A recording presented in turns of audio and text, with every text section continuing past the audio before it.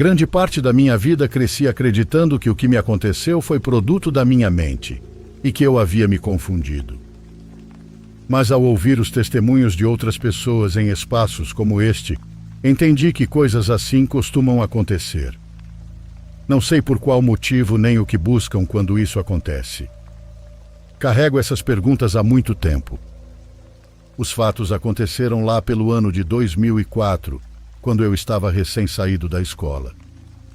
Eu tinha 18 anos naquela época, e me lembro que quando cheguei a uma loja que ficava a algumas ruas da minha casa, entrei para comprar algo para preparar o almoço. Bom, minha mãe tinha me pedido algumas coisas para quando eu voltasse da escola. Cheguei e estava em um corredor terminando de pegar o que precisava, quando minha mãe chegou atrás de mim. Mas ela não me cumprimentou, parecia brava, e eu não fazia ideia do porquê. Ela me disse para não me esquecer de algumas coisas que de fato eu havia deixado passar. Quando eu disse que era verdade e ia perguntar o que ela estava fazendo ali, me virei e estava sozinho na loja. O estabelecimento era pequeno, só com 2 corredores. Procurei com o olhar, mas não a vi. No entanto, ainda sentia próximo o perfume que ela costumava usar do catálogo.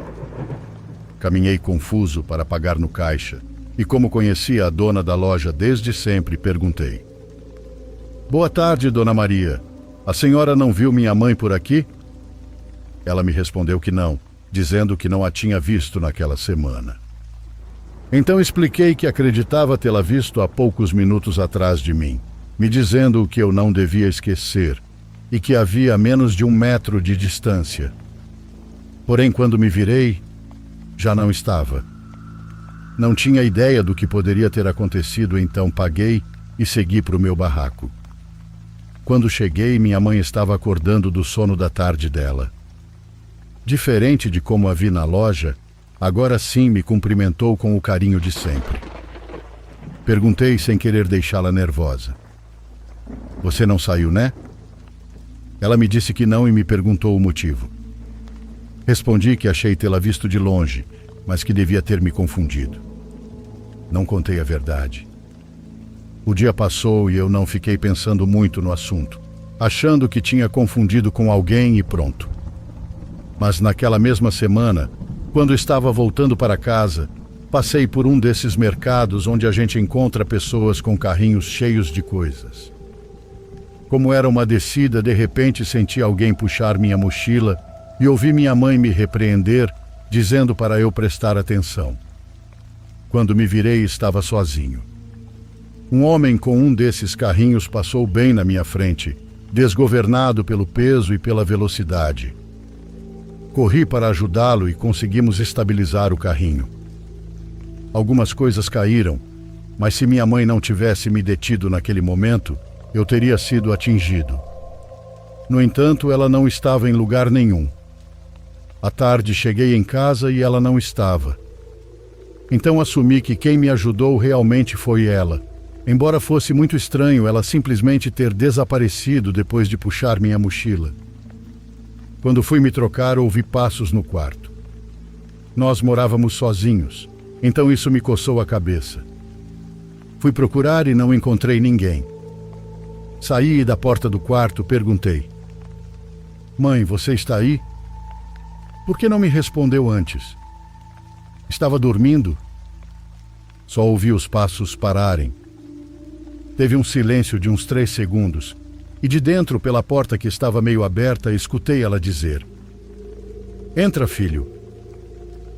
Quando segurei a porta para abrir por completo, alguém a empurrou e fechou com força do outro lado.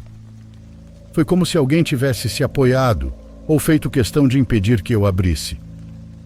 Afastei-me assustado e perguntei: "Mãe?"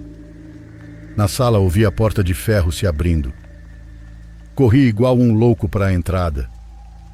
Ninguém mais morava conosco, então quem poderia entrar além de mim ou dela? E era ela chegando. Dessa vez não podia estar enganado. Não poderia pensar que foi confusão, porque ouvi minha mãe no quarto. Não havia outra pessoa com quem eu pudesse ter confundido. Quando contei isso para minha mãe, Ela ficou em silêncio e disse apenas para eu não me preocupar, que certamente não era nada de ruim. Até que resolvi contar tudo o que vinha acontecendo. Vê-la em outros lugares e agora também dentro de casa me deixou doido de medo. Então ela me disse que deveríamos apenas rezar, e provavelmente havia algo por perto tentando se parecer com ela, por algum motivo que ela não sabia. Digo, nas primeiras vezes não foi algo ruim, muito pelo contrário. Mas essa última, quando ouvi minha mãe me dizer para entrar no quarto, ela falou com uma voz tranquila, mas ao mesmo tempo não era o jeito dela falar comigo. Foi aí que comecei a ver tudo de outra forma.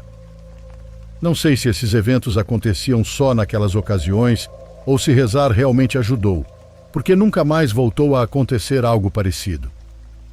Mas se alguém que estiver ouvindo isso já passou por algo semelhante, eu gostaria de entender o que foi aquilo.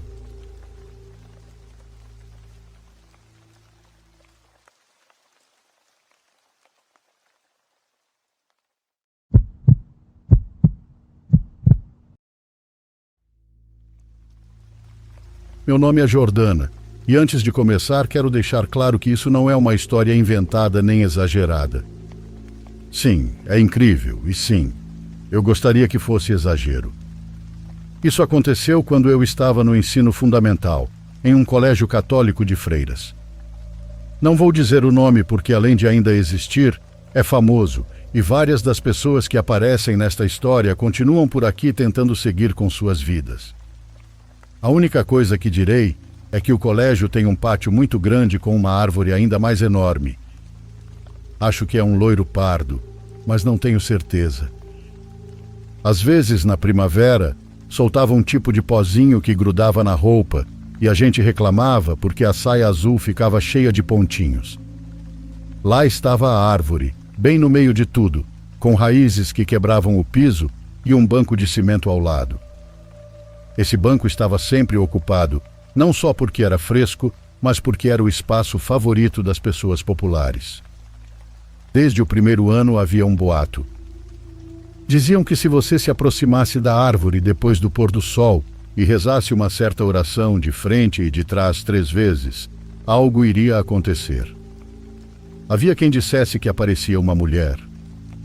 Uma garota jurava que você escutava seu nome no ouvido.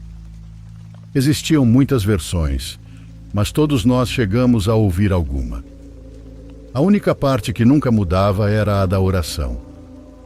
Eu não vou escrever aqui porque não quero que alguém resolva brincar com ela. No segundo ano eu tinha uma amiga muito próxima, chamada Valéria. Nós éramos daquelas que sempre ficavam ensaiando quando vinham os festivais da escola.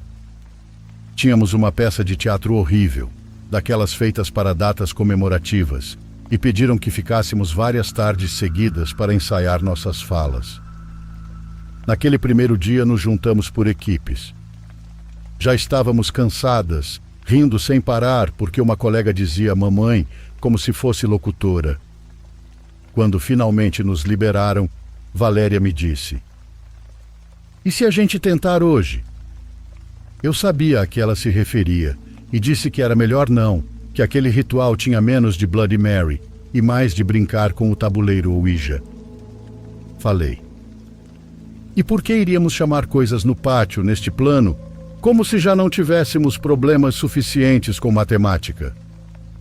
Ela tirou um caderninho e me mostrou algo escrito a lápis.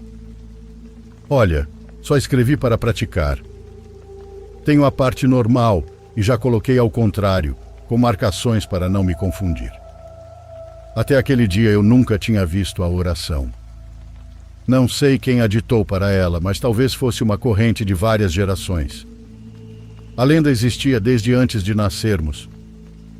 Quando li, senti algo muito estranho, como quando você se lembra de algo que não deveria, algo que tinha esquecido de propósito.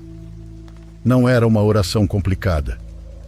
Era curta, parecia daquelas frases que você repete sem pensar, como uma oração católica e ao mesmo tempo, não. Algo quase sacrílego, principalmente quando dita ao contrário. Naquela tarde não fizemos nada. Minha mãe foi nos buscar, levamos Valéria para casa e eu pensei que a ideia tinha morrido ali. Mas no dia seguinte, de novo com os ensaios, ficamos até mais tarde. Dessa vez, as freiras foram saindo uma a uma, até não restar nenhuma na escola. A irmã que sempre cuidava do portão nos disse para nos apressarmos, que já iam fechar, que só restavam poucos grupos.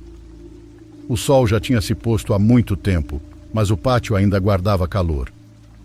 Valéria me fez um sinal e tinha o caderno nas mãos. Caminhamos até o banco da árvore. Eu tremendo de nervoso, mas também com aquela sensação ruim, aquela que aparece quando fazemos algo que sabemos estar errado, mas pensamos que nada vai acontecer. Sentamos no banco. Valéria começou a praticar a parte da oração ao contrário, em voz baixa, separando as sílabas com cuidado. Eu acompanhava com o dedo para não nos perdermos. Estávamos quase prontas para tentar quando duas meninas do 3º ano se aproximaram. Paola e Belém. Elas eram muito amigas de uma prima da Valéria ou algo assim. Eram daquelas que já se acham adultas e te olham de cima a baixo. "O que estão fazendo no nosso banco, hein?" perguntou Paola, com um sorriso, como se tivesse nos pegado fazendo algo errado. "Nada", respondeu Valéria, escondendo o caderno.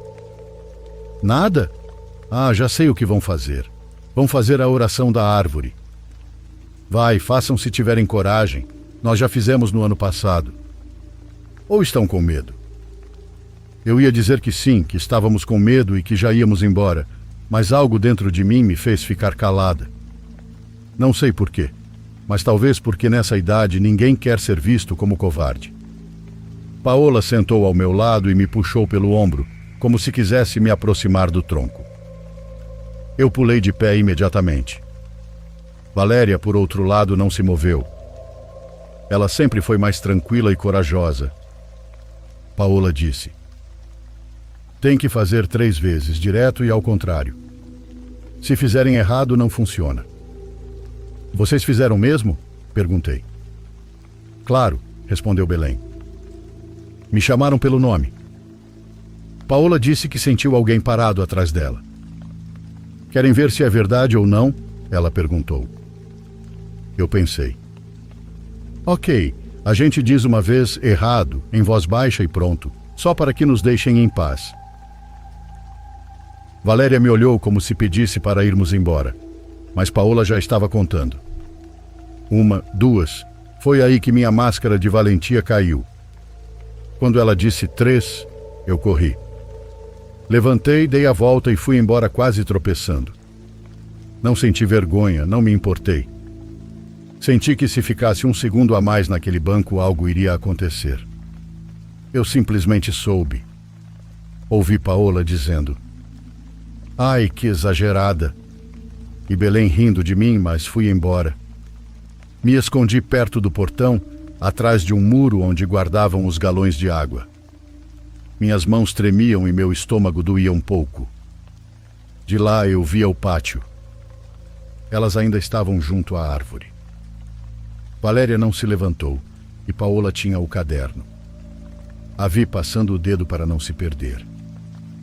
Não ouvia a reza porque estava longe e havia barulho da rua, mas dava para notar que estavam repetindo. Primeiro a parte normal e depois ao contrário. Paola falava firme e Belém imitava. Valéria fechou os olhos e só mexia os lábios, mas parava como se arrependesse. Eu percebi porque a conhecia. Digo, conhecia. Quando terminaram, levantaram muito rápido, como se quisessem encerrar logo a cena. Valéria não olhou para mim. Paola e Belém sim, mas não disseram nada. Senti que uma das freiras vinha em direção ao pátio e, por instinto, me movi até a porta para não chamar atenção. Não sei em que momento perdi Valéria de vista, mas alguns minutos depois recebi uma mensagem. "Me espera na porta, por favor." Olhei e a vi se aproximando pálida. "O que aconteceu?" perguntei. "Não, aqui não", respondeu. "Te conto depois. Posso ir hoje para sua casa?" É claro que aceitei. Entramos no carro da minha mãe assim que ela chegou e 30 minutos depois já estávamos no meu quarto. mas ela continuava igual. Dei uma garrafa de água para ela, mas ela não sentava e caminhava de um lado para o outro, com a mão na testa. Perguntei se sentia dor, se queria falar com minha mãe ou se deveríamos levá-la ao médico, mas ela só balançava a cabeça. Até que disse: "Não sei porquê, mas ouvi na minha cabeça que algo vai estar me esperando em casa hoje. Não quero ir. Posso dormir aqui?" Deixei ela dormir na minha cama. Eu fiquei em um colchão inflável que usamos para minha prima. Nessa noite ninguém dormiu bem.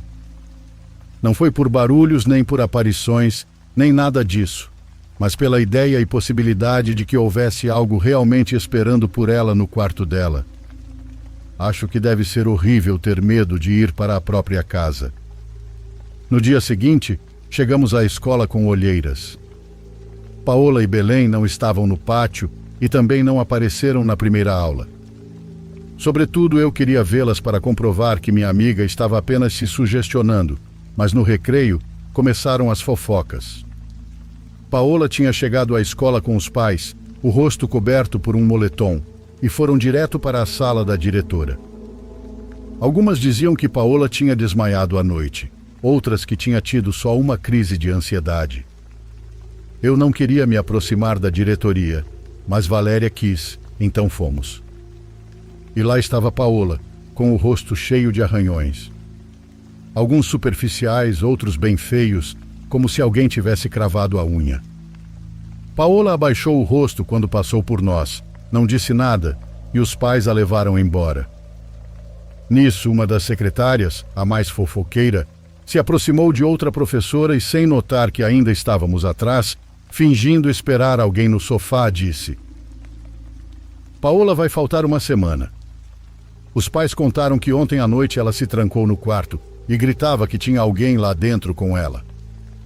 O pai arrebentou a fechadura, mas não havia ninguém.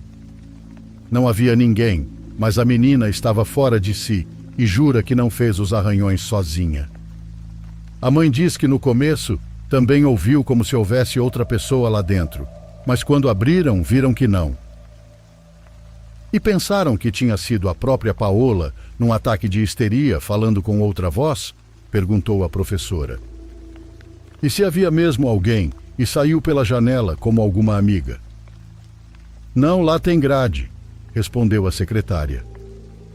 Os pais enfatizaram isso.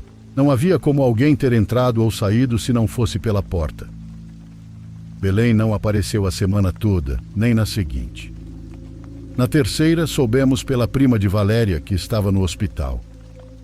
Pelo que parecia, Belém tinha se jogado do telhado de casa, de 2 andares. No entanto, ninguém acreditava que tivesse sido para se machucar. Diziam que era porque ela estava fugindo de alguma coisa. Ela, juro a vocês, nunca voltou à escola. Não sei se mudou de colégio ou de cidade, mas nós nunca mais a vimos. Quem sabe se foi expulsa ou se saiu por decisão própria. Com o tempo, Valéria me contou que durante aquela reza, ela não seguia a Paola. Ela me contou que naquela invocação ficava em silêncio em alguns momentos. Repetia só pedaços, falava baixinho, depois fingia tossir ou que tinha errado. Me disse isso com vergonha, como quem confessa ter trapaceado. Eu a abracei. Não me pareceu trapaça, me pareceu instinto de sobrevivência. Pensamos que o pior já tinha passado, mas não foi assim. Começou o resto, com coisas pequenas. Valéria me escrevia à tarde. Estou no shopping com minha mãe e tem alguém de preto perto de nós, como uma freira, parada do outro lado do corredor. Não é nenhuma das irmãs do colégio. Está sempre me seguindo, mas à mesma distância. No dia seguinte, um domingo, ela me disse: "Fomos ao museu com meu tio e minha prima. Senti que alguém caminhava atrás de mim. Virei e vi de novo a mesma freira, igual de longe. Quando olhei de novo, já não estava, mas depois a vi outra vez entre as árvores. Entre as árvores. Mais uma mensagem. Agora a vi na esquina da minha rua, esperando a 40 metros de mim. Sinto que não consegue se aproximar mais, mas que se coloca numa distância em que sabe que vou vê-la. Eu sempre respondia que ela podia contar isso, que não guardasse para si. E ela dizia que sim. Talvez. Mas quando estávamos pessoalmente, tremia toda vez que me falava dessa freira. Nunca chegou mais perto. Nunca. E isso é o estranho, porque não se aproximou, não falou e não fez sinal algum. Só estava lá. Às vezes parecia levantar a cabeça, como se olhasse com atenção para onde Valéria estava. Mas nada além disso. Fora isso, a freira parecia nem conseguir se mover. O hábito não era como o das nossas irmãs, era mais antigo. Não sei explicar. Não tínhamos vocabulário para distinguir tecidos nem cortes, nem éramos especialistas em freiras, mas sabíamos que era diferente. O tempo passou, terminamos o ensino fundamental e cada uma foi para um ensino médio diferente. Eu deixei de ver Valéria todos os dias. Continuávamos em contato, mas não com a intensidade da escola. Ela me dizia que aos poucos parou de ver a freira, que talvez a freira a tivesse deixado em paz. Acho que ela também queria acreditar nisso. Um dia, no ensino médio, convidei ela para uma festa de uns amigos meus. O assunto da antiga escola surgiu por causa de uma colega que também tinha estudado lá. Eventualmente veio à tona a invocação da lenda. Estávamos com novos amigos, contando histórias do que tínhamos feito de mais louco no fundamental. E eu abri a boca para dizer: na minha escola tem uma árvore e a Valéria e eu... Valéria me olhou direto, com uma expressão que eu nunca tinha visto nela.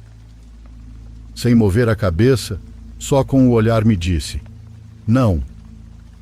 Foi como se dissesse: não revive isso, por favor. Então simplesmente abaixei a voz e mudei de assunto. Emendei outra coisa sem importância e ninguém insistiu. Talvez ao guardar silêncio, me certifiquei de que aquilo nunca voltaria. Nunca mais vi Paola e, como disse, também não vi Belém. Na faculdade, conheci alguém que afirmou ter conhecido Belém e me garantiu que ela tinha sido internada em um hospital psiquiátrico por um quadro nervoso muito agudo. Mas falou com aquele tom de quem não tem certeza do que ouviu, de quem conta uma fofoca sem saber se é verdade. Anos depois, passei em frente à minha antiga escola. Estava de carro e desci na esquina para comprar umas batatinhas, como sempre fazia quando saía, num gesto de nostalgia. Por reflexo, olhei para o pátio. A árvore ainda estava lá nessa época, e maior, como se o tempo a tivesse premiado pela paciência. Deu vontade de entrar e de me certificar de que ninguém conhecia a lenda. E se conhecessem, que não ficassem repetindo coisas que não entendem. Coragem não é tão suportável nem tão grandiosa assim. É uma das grandes armadilhas da vida. É só isso. Obrigado por me ouvirem. Eu sei que existem histórias mais espetaculares, e a minha talvez não tenha fantasmas horríveis, nem portas batendo, nem grandes acontecimentos. Não tem nada além de palavras. Só palavras.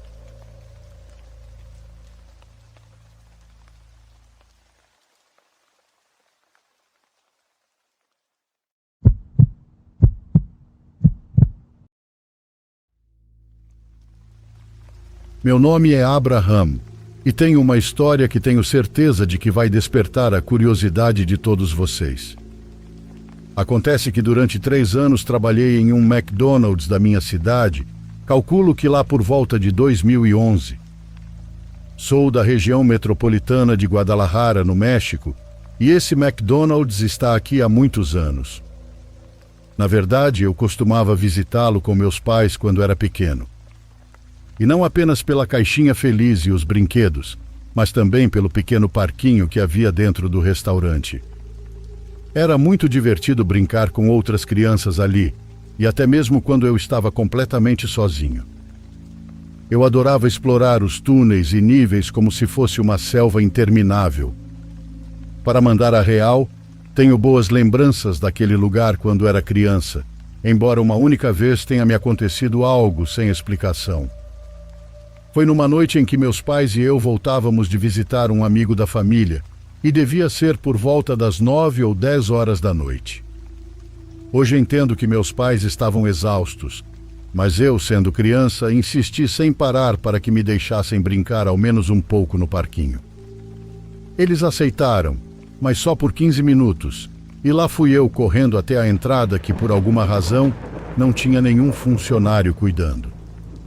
Entrei me arrastando e em instantes já estava no 3º nível, acenando para meus pais através de uma janelinha que parecia a cúpula de uma nave espacial. Naquele momento o restaurante estava vazio, e eu sabia disso porque, mesmo sendo criança, notei que não havia ninguém nas mesas além de nós. Por isso, enquanto continuava brincando, achei muito estranho ouvir movimento dentro do túnel, embora logo tenha presumido que era apenas o eco dos meus próprios passos. Brincando, gritei "eco", esperando inocentemente ouvir minha própria voz refletida, mas em vez disso, escutei de novo o movimento e uma risadinha que me fez virar todo animado. Presumi na hora que era uma menina talvez da minha idade, com uns 6 ou 7 anos, e perguntei se queria brincar.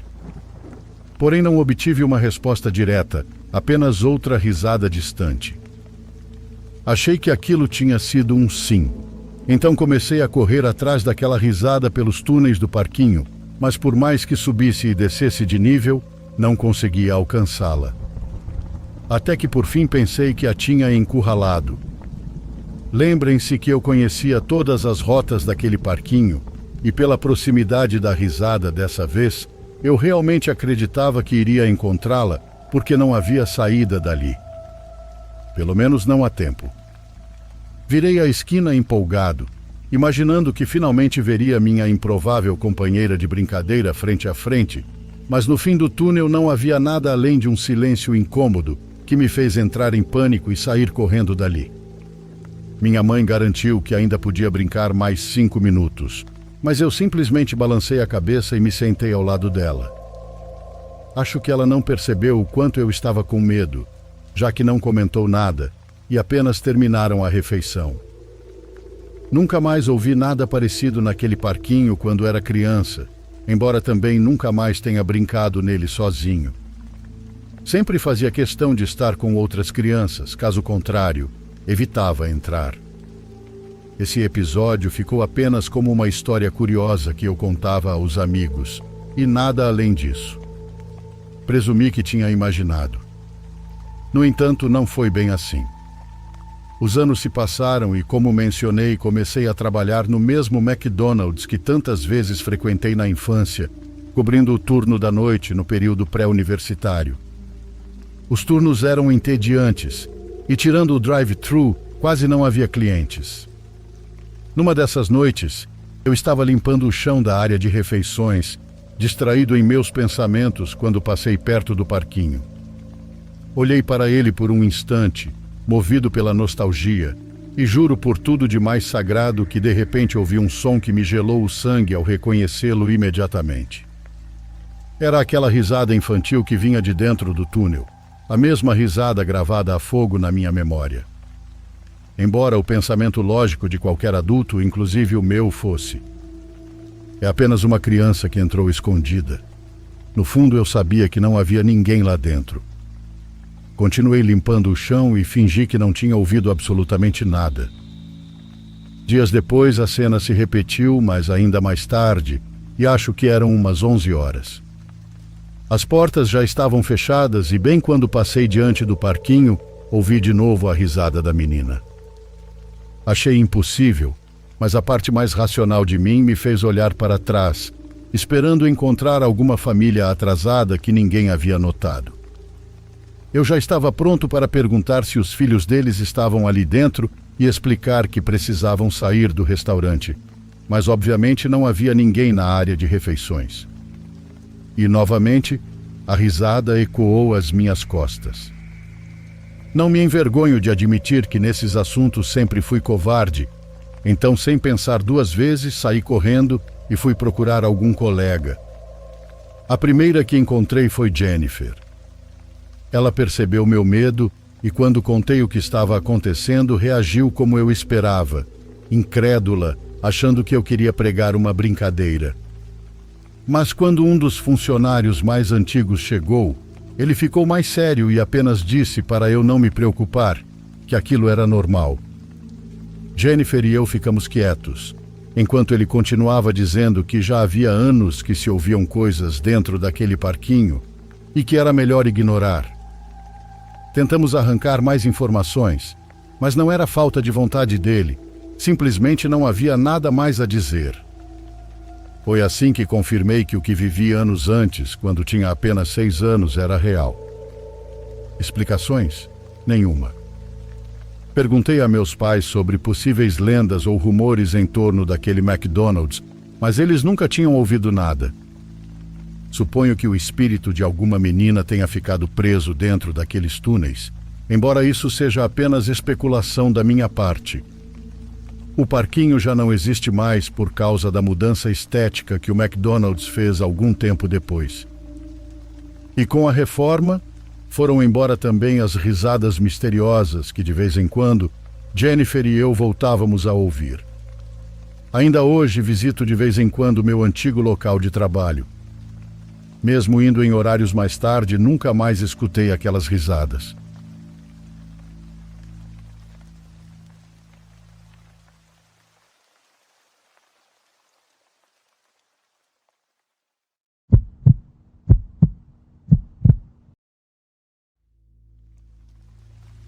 No último inverno, fiquei em uma cabana na parte nordeste do estado de Washington por uma semana. Era uma cabana própria para o inverno, feita para passar a temporada de frio e aproveitar a paisagem coberta de neve nas montanhas. Era algo que normalmente não era possível nas cabanas comuns, que só eram usadas em 3 estações do ano. Quando cheguei, ainda não havia nevado, mas quando acordei depois da minha primeira noite, a neve tinha começado a cair. E não era pouca, caiu o bastante para me manter aconchegado lá dentro o dia inteiro. A lareira, junto com o clima rústico da cabana, criava um ambiente perfeito para relaxar. Por volta das 21 horas, fiquei muito cansado e decidi ir para a cama. Mas antes precisei correr até o carro para pegar uma bolsa que havia esquecido de trazer no dia anterior. Coloquei os sapatos e o casaco, abri a porta para sair e imediatamente percebi que a neve na varanda estava mexida, como se alguém tivesse estado ali. Quando me aproximei mais, consegui ver claramente que eram pegadas na neve. Eu consegui até distinguir a marca das botas. Olhei para ver de onde vinham, mas logo perdi o rastro delas, que seguiam em direção à floresta. Não dava para saber há quanto tempo aquilo tinha acontecido, mas eu não tinha ouvido nenhum barulho na varanda. Quem quer que fosse não bateu na porta nem nada. Peguei o que precisava no carro e voltei para dentro. Como não havia recebido nenhuma mensagem do pessoal da locadora da cabana e ninguém tinha tentado me chamar, imaginei que não fosse nada importante. Fui para a cama e adormeci. Nos 2 dias seguintes, quase nada aconteceu. Passei a maior parte do tempo dentro da cabana, sentado perto do fogo, mas durante esses 2 dias percebi algo estranho. Várias vezes, ao checar lá fora, vi novas pegadas frescas na neve. Sempre as mesmas, subindo até a varanda e voltando pelo mesmo caminho. No 3º dia, decidi seguir na direção por onde elas iam para ver o que poderia haver lá. Coloquei um casaco pesado e caminhei em direção à floresta. No entanto, as pegadas já estavam cobertas pela neve da noite anterior, então precisei me guiar apenas pela memória da direção que tinha visto. Não fui muito longe entre as árvores antes de perceber que tudo parecia exatamente igual. Um manto branco cobria o chão e os galhos, deixando tudo idêntico em todas as direções. Com a nevasca começando a apagar minhas próprias pegadas, percebi que arriscaria me perder se fosse mais fundo. De onde estava não vi nada que pudesse justificar alguém estar por lá. Não havia trilhas, estradas, nem caminhos. Voltei para a cabana e me aqueci. Estranhamente, depois disso, nenhuma pegada nova apareceu na varanda pelo resto do dia. Era como se quem quer que fosse tivesse percebido que eu estava tentando descobrir quem era e por isso tivesse se afastado. Pelo menos era isso que eu queria. Horas depois, o sol se pôs atrás das árvores e a floresta ficou completamente silenciosa. O único som que vinha de fora era o leve sopro da neve caindo, enquanto o som da lareira quebrava o silêncio dentro da cabana. Eu já nem pensava mais nas pegadas estranhas. Fiquei acordado até mais tarde naquela noite, indo para a cama por volta da meia-noite. Adormeci rápido, embalado pela atmosfera tranquila do inverno. Não sei quanto tempo dormi, mas parecia que já tinha passado por alguns ciclos de sono quando acordei. Devia ser por volta das 3 da manhã. O som do vento e da neve ainda passava pelas paredes da cabana, mas havia outro som. Um croque a cada poucos segundos. Alguém estava pisando na neve. Bem devagar. Sinceramente, acho que se eu não soubesse das pegadas do lado de fora, nem teria reconhecido o barulho como passos. Talvez nem tivesse acordado. Mas sabendo do que sabia, era impossível ignorar. Me sentei na cama e, para meu espanto, eu estava calmo. Nervoso. Sim, mas não exatamente com medo. Eu acreditava que conseguiria lidar com qualquer situação, caso acontecesse alguma coisa. Hoje sei que isso foi arrogante e talvez perigoso. Fiquei ouvindo até que o som parou. Parecia ter se deslocado para o outro lado da cabana, talvez perto da parede dos fundos, onde ficava a lareira. Depois de alguns minutos de silêncio, levantei e saí do quarto, olhando pelo corredor principal. Estava muito escuro.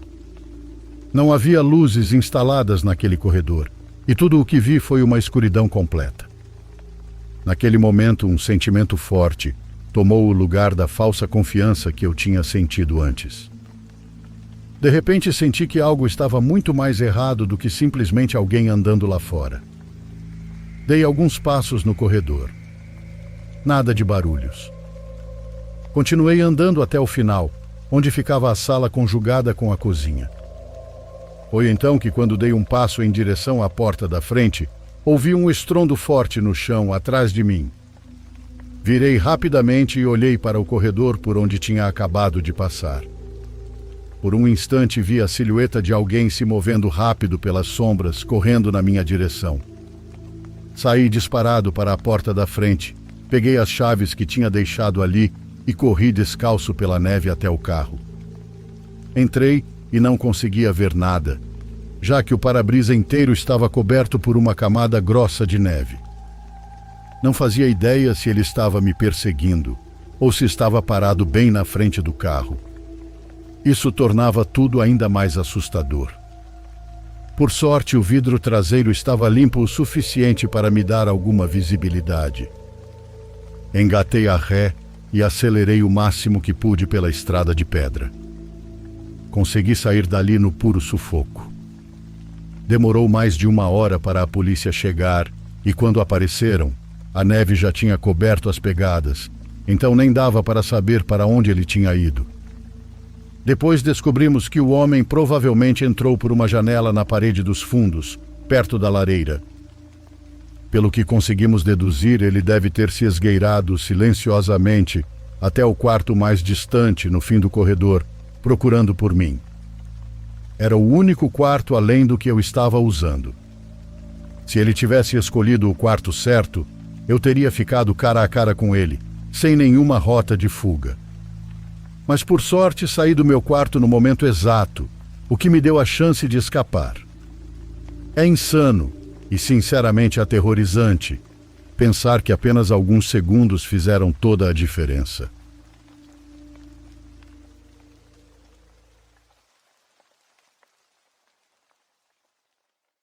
Por favor, curta e se inscreva se você estiver gostando. Agora continuamos.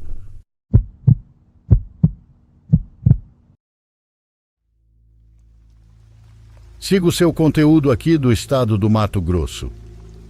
Acontece que tenho família em Nova Andradina e há alguns meses fui visitar minha mãe e minhas irmãs para levar umas coisas. Uma noite aproveitei para encontrar algumas amigas do ensino médio. Pedi um aplicativo e o motorista era um senhor de uns 50 anos, muito falante. Conversamos sobre comida, turismo e como a viagem era longa. O papo foi parar em temas de medo e terror.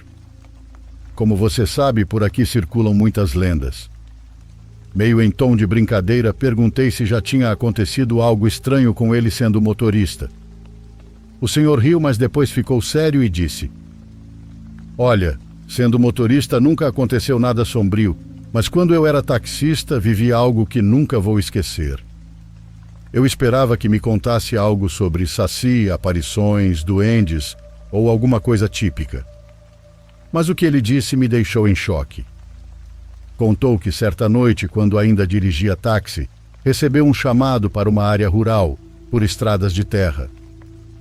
O pagamento era bom, então ele foi. Quando chegou, viu uma senhora idosa parada à beira da estrada, ao lado de um cachorro preto, mestiço. A mulher disse que o cachorro ia junto na corrida. Ele se negou de início, pois sempre davam trabalho e sujavam o carro. Mas a senhora insistiu, com voz triste, dizendo que o cachorro era seu único companheiro, que vivia sozinha e não podia deixá-lo. No fim, ele teve pena e os deixou entrar. Os dois se sentaram no banco de trás e a viagem começou. Eram só caminhos escuros, sem asfalto, e sem alma viva ao redor, apenas o som dos grilos. O rádio nem funcionava e estava sendo uma viagem desconfortável.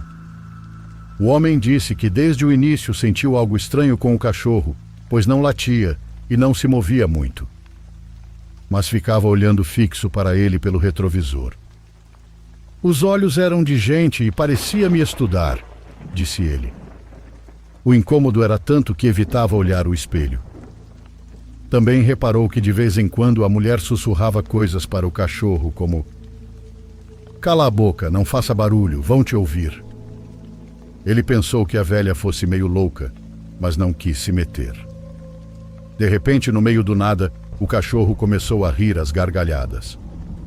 A risada era diabólica, altíssima, como saída das entranhas de um demônio.